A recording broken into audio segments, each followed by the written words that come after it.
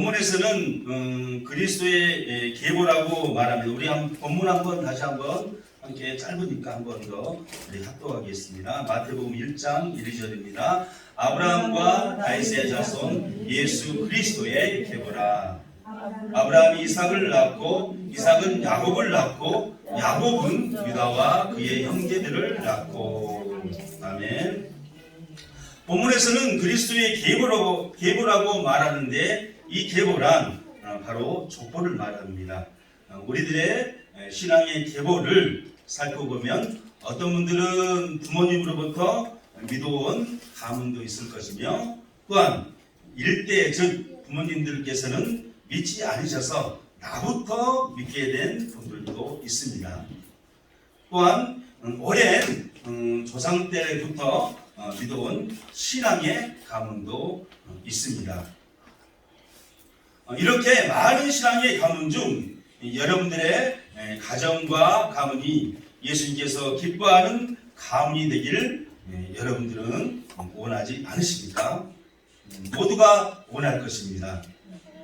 그렇다면 어떤 신앙생활을 해야지 주님이 기뻐하는 가문이 될까요? 우리가 첫 번째 주님께서 기뻐하는 명문 가문이 되려면 바로 믿음이 있어야 합니다. 우리 히브리서 11장 6절 말씀입니다. 믿음이 없이는 하나님을 기쁘시게 하지 못하나니 하나님께 나아가려는 반드시 그가 계신 것과 또한 그가 자기를 찾는 자들에게 상 주시는 이심을 믿어야 할지니라. 아멘. 믿음을 통해서 하나님은 역사하십니다. 또한 믿음으로 나아가면 하나님께서는 행하십니다. 히브리서 11장 8절 말씀입니다. 믿음으로 아브라함은 부르심을 받았을 때 순종하여 장래의 유업으로 받을 땅에 나아갔세 할 바를 알지 못하고 나아갔으며. 믿음의 조상인 아브라함은 어떠했습니까? 앞이 캄캄하고 미래가 아무런 보장이 있지 않을지라도 순종하며 믿음으로 나아갔습니다. 저 여러분은 아브라함처럼 말씀을 의지하며 믿음으로 행해야 합니다. 히브리서 11장 1절 말씀입니다. 믿음은 바라는 것들의 실상이요 보이지 않는 것들의 증거니. 아브라함이 갈 바를 알지 못하고 나아간 것처럼 우리는 비록 보이지 않는 알 수 없는 미래일지라도 우리 주님께서 인도하시니 그 주님을 믿음으로 나아가야 합니다. 또 여기서 23장 10절 말씀입니다. 그러나 내가 가는 길을 그가 아시나니 그가 나를 단련하신 후에는 내가 순금같이 되어 나오리라. 그 누구보다도 우리 주님은 우리들의 앞날을 아십니다. 그분을 믿음으로 신뢰하며 나아갈 때 우리를 쉴만한 물가, 즉 마르지 않는 생수로 인도하십니다. 바로 주님을 믿음으로 신뢰하며 나아가는 그 한 사람을 통해서 일하십니다. 할렐루야. 우리 고린도전서 15장 22절 말씀입니다. 아담 안에서 모든 사람이 죽은 것 같이 그리스도 안에서 모든 사람이 삶을 얻으리라. 아담으로 인해 모든 사람이 죄로 인해 하나님과 아무런 관계가 없게 됐지만 한 사람 즉 예수 그리스도께서 십자가에 못 박힘으로 인해 우리가 하나님과 다시금 관계가 이어졌고 영원한 삶을 얻게 된 것입니다. 믿음으로 나아가는 한 사람, 즉 저와 여러분을 통해 하나님께서는 일하십니다. 한 사람이 되셨던 예수 그리스도께서 모든 인류를 구원함같이 믿음 있는 우리 한 사람을 통해서 우리들의 가정과 가문이 명문가문이 된다는 것입니다. 믿음 있는 그 한 사람이 얼마나 소중한가를 알 수 있습니다. 할렐루야. 히브리서 11장 30절 말씀입니다. 믿음으로 7일 동안 여리고를 도우니 성이 무너졌으며.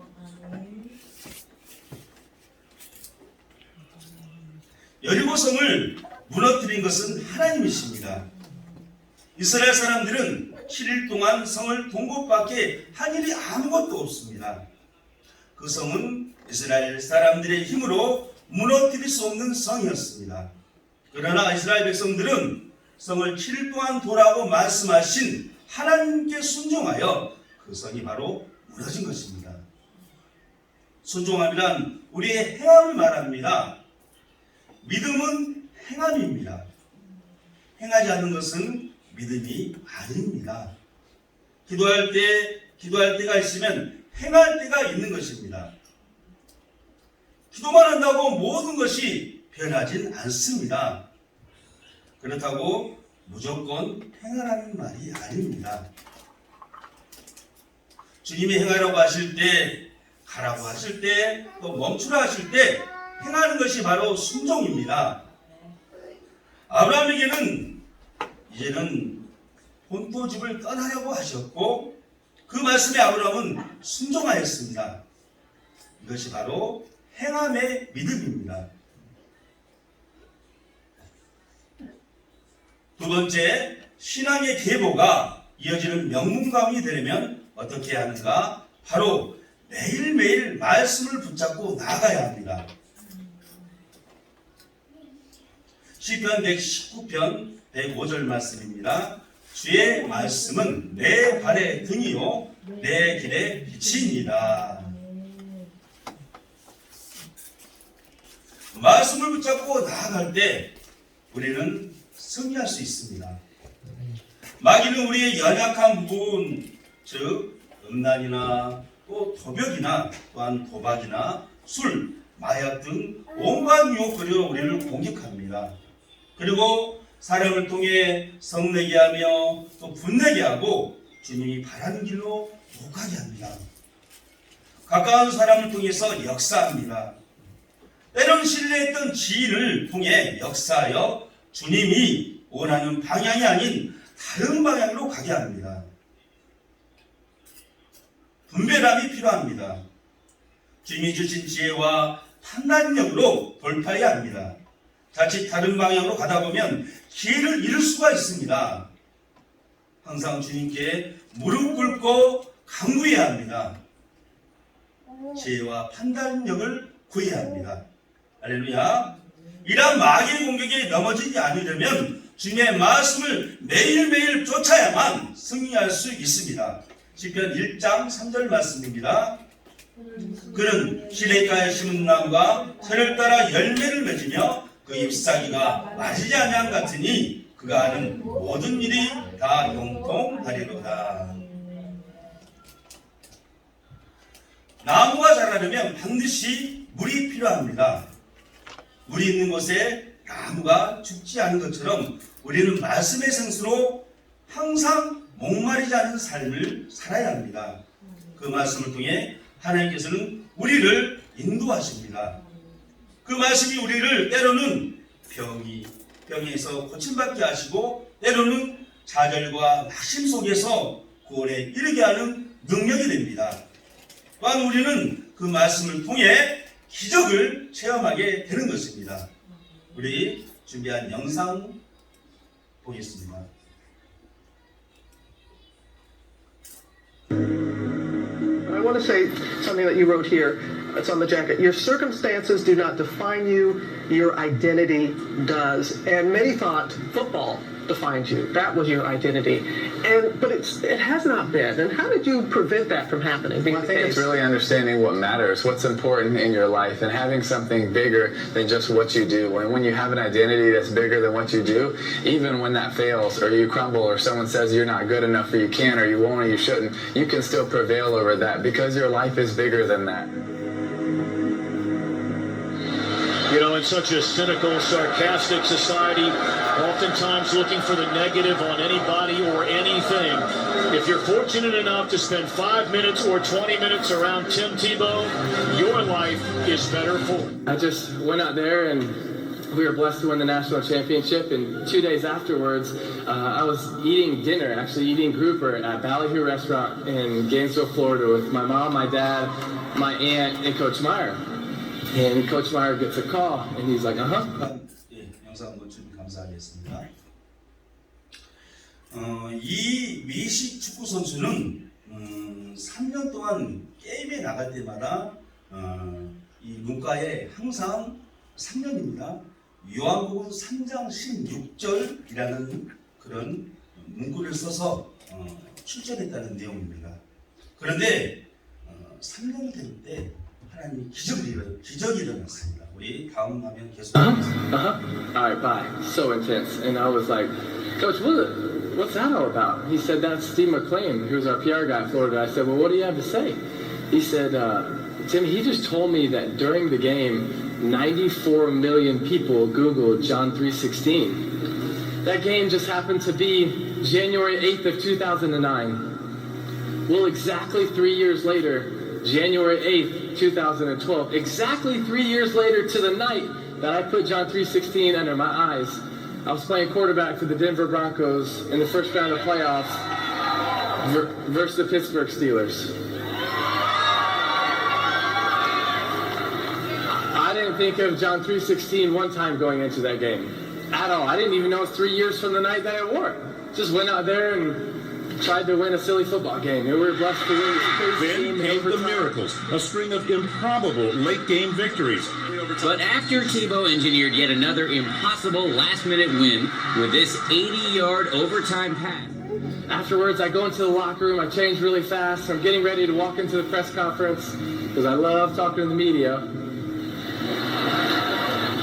And so I'm getting ready to walk in this press conference and walk through this curtain, and right as I'm going to walk through, our PR guy, Patrick, jumps in front of me, he's like, Timmy, do you realize what happened? And I was like, yeah, we just beat the Steelers, we're going to play the Patriots, like, let me do this. And he's like, no, Timmy, you don't realize what happened. And I could tell he's being serious, so I was like, Patrick, what's up, man? He says, Timmy, it's 3 years from the night that you wore John 3:16 under your eyes. And I was like, wow, that's really cool. He's like, no, you don't realize what happened. And I was like, well, what happened? He said, Timmy, during a game, you threw for 316 yards. And your yards per rush were 3.16. And your yards per completion were 31.6. And the time of possession was 31.6. And the ratings for the night were 31.6. Which leads us to the number that so many people are talking about this morning, 360. That's how many yards Tebow won the game.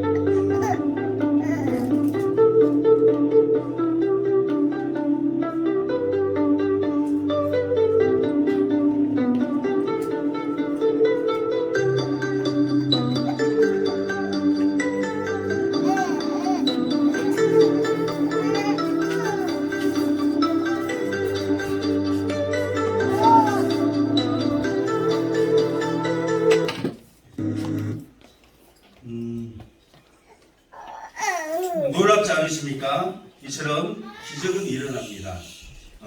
이 미식 축구 선수가 뛰었던 거리가 정확히 316야드를 뛰었고 또 공을 던진 거리가 정확히 31.6야드였다고 합니다. 그리고 그날 이 경기를 본 TV 시청률이 정확히 31.6%였다고 합니다. 그런데 이렇게 316이라는 숫자가 일치된다는 것은 수십억 분의 1도 넘는 확률이라고 합니다. 일어날 수 없는 기적입니다. 하나님께서는 3년 동안 경기를 나올 때마다 눈가에 요한복음 3장 16절이라는 단어를 쓰고 출전한 이 미식 축구 선수를 기뻐하여 이러한 기적을 나타낸 것입니다. 딱 그날이 3년 됐다고 그러더라고요. 그날 출전한 날이. 그런데 이러한 내용은 1억 명이 넘는 검색으로 구글 검색 순위 1위가 되었다고 합니다. 이 기적적인 일이 일어나므로 이 내용을 인터넷으로 검색한 많은 사람이 요한복음 3장 16절의 내용을 살펴봤을 것입니다. 그리고 하나님의 은혜를 체험한 분이 반드시 있을 것이라고 저는 믿습니다. 그래서 이 미식 축구 선수를 통하여 복음이 전해진 것입니다. 이 일은 오래전 일이었지만 저와 여러분은 살아계신 하나님을 지금도 우리의 삶 속에서 만날 수 있습니다. 하나님의 행하심을 우리는 우리의 삶 속에서 바라볼 수 있고 느낄 수가 있습니다. 그건 바로 말씀을 쫓을 때 방금 미시 축구 선수처럼 자 여러분도 기적을 체험할 수 있습니다. 할렐루야. 세 번째, 신앙의 계보가 이어지는 명문감이 되려면 어떻게 하는가? 신앙의 계보가 계속 이어지려면 바로 사랑을 전해야 합니다. 이 사랑은 바로 예수 그리스도를 보내신 하나님의 사랑입니다. 세상 사람들도 사랑을 말합니다. 그러나 모든 사랑 중에 가장 큰 사랑은 십자가의 사랑입니다. 아무런 죄가 없는 예수님께서 십자가에 못 박혀 죽음을 당했습니다. 그 죽음을 통해 우리가 구원을 받게 된 것입니다. 세상이 그 어떤 사랑보다 귀한 것입니다. 우리 요한복음 3장 16절 함께 합독하겠습니다. 하나님이 세상을 이처럼 사랑하사 독생자를 주셨으니 이는 그를 믿는 자마다 멸망하지 않고 영생을 얻게 하려 하십니다. 우리를 사랑하셔서 아들을 이 땅에 보내심은 우리가 멸망되는 것을 원치 않으셨기 때문입니다. 영원히 죽었던 우리를 살려주시려고 아들이신 독생자 예수 그리스도를 이 땅에 보내셨습니다. 그 사랑이 우리를 구원하신 것입니다. 하나님의 사랑은 영원합니다. 그것이 하나님의 사랑 말로 다 용용 못하네. 저 높고 높은 별을 넘어 이 낮고 낮은 땅 위에 죄범한 영 구하려 그 아들 보내사 암흑죄를 삼으시고 재용서하셨네. 하나님 크신 사랑은 정량다 못하네. 영원히 변치 않는 사랑 성도여 찬양하세. 우리 1절만 함께 읽어보겠습니다.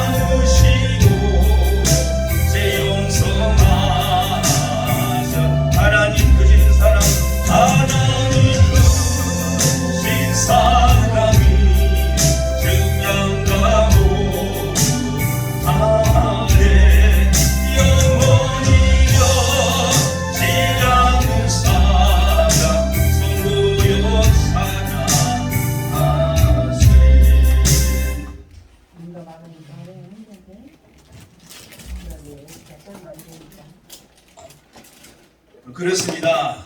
하나님과 우리의 관계를 회복하기 위해 화목제물로 죽으신 예수님을 찬양합니다.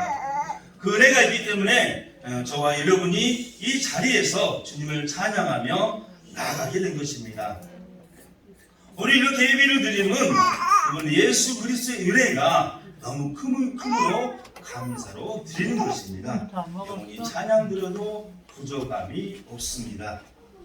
그 크신 하나님의 사랑을 항상 감사하는 삶이 있다면, 우리가 그 한 사람이 된다면 우리의 가정은 명문 가정과 가문이 될 것입니다.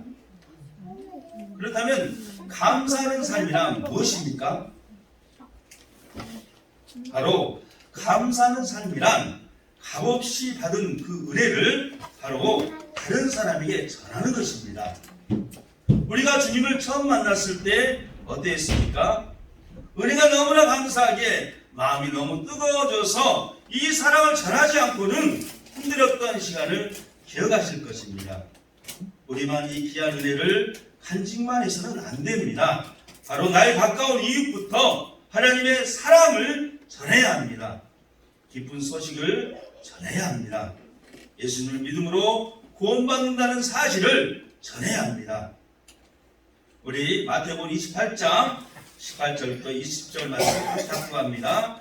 예수께서 나와 말씀하여 이르시되 하늘과 땅의 모든 권세를 내게 주셨으니 그러므로 너희는 가서 모든 민족을 제자로 삼아 아버지와 아들과 성령의 이름으로 세례를 베풀고 내가 너희에게 분부한 모든 것을 가르쳐 지키게 하라. 볼지어다 내가 세상 끝날까지 너희와 항상 함께 있으리라 하시니라. 아멘. 여기서 민족이란 어떤 나라의 민족을 말하고 있습니다. 또한 가족, 교회처럼 우리들이 속해 있는 가족이나 교회라고 해도 무방할 것입니다.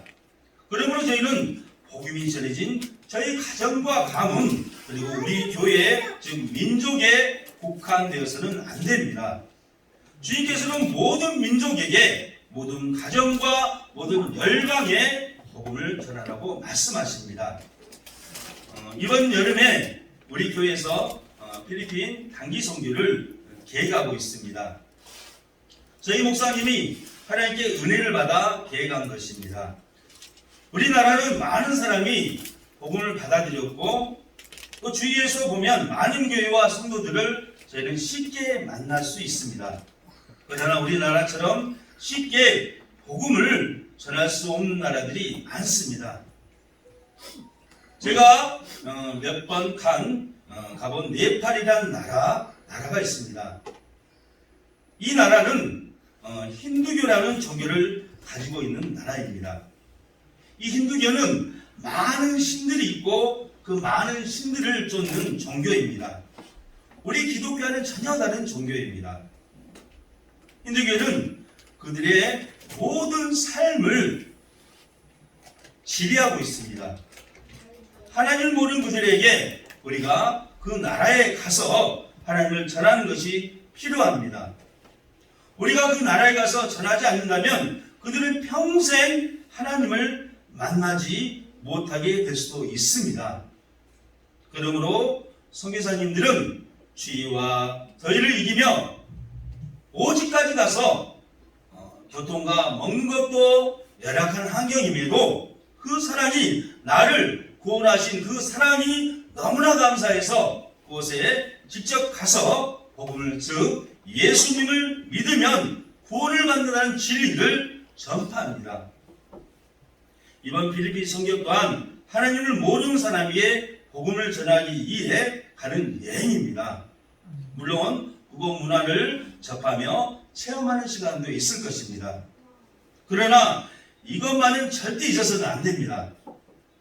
바로 예수님을 전하는 한 사람으로 그곳에 간다는 것을 절대 잊어서는 안 됩니다.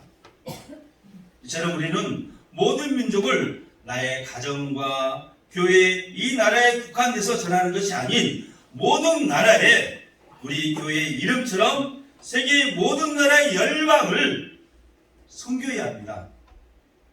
여러분의 삶 속에 오늘 말씀처럼 아브라함처럼 주님께서 말씀하시면 순종하며 나아가는 믿음이 되길 바랍니다. 또한 매일 말씀 속에서 주님을 체험하며 66권의 성경 말씀을 붙잡고 주님의 음성을 매일 묵상하며 나아가길 소망합니다. 또한 이러한 믿음과 말씀을 의지하는 삶이 된다면 복음을 전하게 되는 것입니다. 내가 받은 은혜를 전하지 않고는 힘든 상황이 오는 것입니다. 바로 그러한 힘든 상황, 내가 받은 사랑을 전하지 않고는 잠이 안 오는 저와 여러분이 되기를 소망합니다. 저 여러분의 한 사람이 이처럼 믿음과 말씀 그리고 사랑을 전하는 삶이 된다면 우리의 가정과 가문은 명문 가문이 될 것이며 모든 민족을 살리는 귀한 사역자가 될 것입니다. 우리 함께 기도드리겠습니다. 하나님 감사합니다. 오늘 말씀처럼 우리가 아브라함의 믿음처럼 주님이 말씀하시면 나아가기 원합니다. 또한 하나님 매일매일 주님께서 우리에게 이 성경의 66권의 말씀으로 우리에게 음성을 들려줍니다. 그 말씀이 우리를 승리하게 할 거라고 믿습니다. 하나님 그 은혜가 나를 위해 십자가에 지신 그 주님의 은혜가 감사하게 여기 있습니다. 하나님 저희들을 써 주시옵소서. 세계 열방에 복음을 전할 수 있도록 저희 가문을 인도하여 주시옵소서. 감사드리며 예수님의 이름으로